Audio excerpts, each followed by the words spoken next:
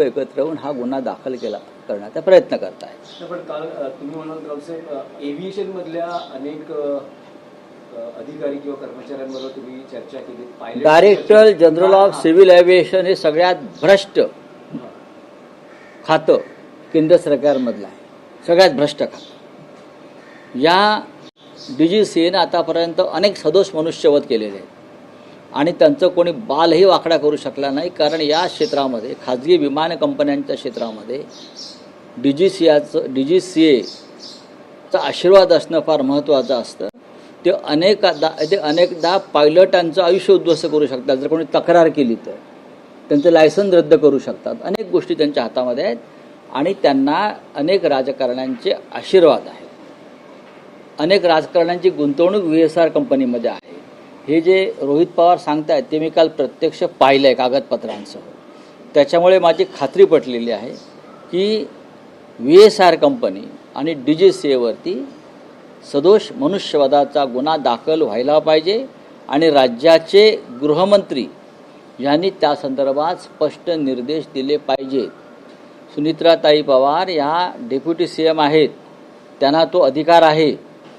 आपल्या पतीच्या रहस्यमय मृत्यूच्या चौकशीत त्यांनी सुद्धा तेवढाच रस घेतला पाहिजे जेवढा रोहित पवार आणि आम्ही सगळे घेत आहोत. त्यांनी मुख्यमंत्र्यांना सांगायला पाहिजे की मुख्यमंत्री महोदय, आपण गृहमंत्री आहात, तुम्ही FIR का दाखल करत नाही हे उपमुख्यमंत्री सुनेत्रा वहिनी पवार यांनी विचारायला पाहिजे, अशी आमची अपेक्षा आहे. अजितदादांचा मृत्यू हा सदोष मनुष्यवध आहे. हा जो विभाग आहे हा केंद्रीय विभाग आहे. येणाऱ्या म्हणजे जे अर्थसंकल्पीय अधिवेशन चालू आहे त्यात तुम्ही आम्ही बघा की सुप्रिया सुळे या लोकसभेत हा विषय लावून आम्ही सगळे लावू, सर्व पक्षाचे लोक हा विषय लावू. अजित पवार सगळ्यांचे नेते होते. तुम्ही जे म्हणताय हा केंद्रीय अखत्यारीतला विषय आहे असेल, पण अपघात महाराष्ट्रात घडलेला आहे, बारामतीत घडलेला आहे. गुन्हा दाखल करायला मुंबई किंवा बारामतीमध्ये गृहमंत्र्यांना काय अडचण आहे? त्यासाठी काय तुम्हाला प्रेसिडेंट ट्रम्पची परवानगी लागणार आहे का मोदींची परवानगी लागणार आहे? एक गुन्हा तुम्ही दाखल करू शकत नाही आणि तुम्ही मोठे छाती पिटताय दादाच्या नावानं. CBI आणि CID कडनं जेव्हा तपास चालू आहे प्रोग्रेसमध्ये असताना अशा प्रकारे एखादी हो का नाही, आतापर्यंत अशा अनेक अपघातांचा तपास यंत्रणांनी केला. मग CBI असेल, CID असेल, काय झालं मला सांगा ना, काय झालं? गेल्या वर्षभरामध्ये असे किती अपघात झाले तुम्हाला माहिती आहेत का? काय माहिती आहे?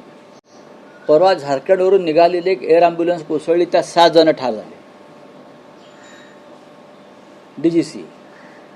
त्याच्या आधी मुंबई विमानतळावर ते खाजगी विमान कोसळलं. आणखीन काही भागात अशा विमानांचे अपघात झाले.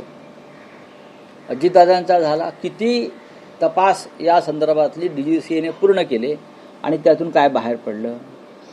काय म्हणतात तर ब्लॅक बॉक्स जळाला तो मिळणार नाही, ब्लॅक बॉक्स सुरक्षित आहे. DGCA खोटं बोलत आहे. ब्लॅक बॉक्स जळून गेला. कसा जळून गेला? आता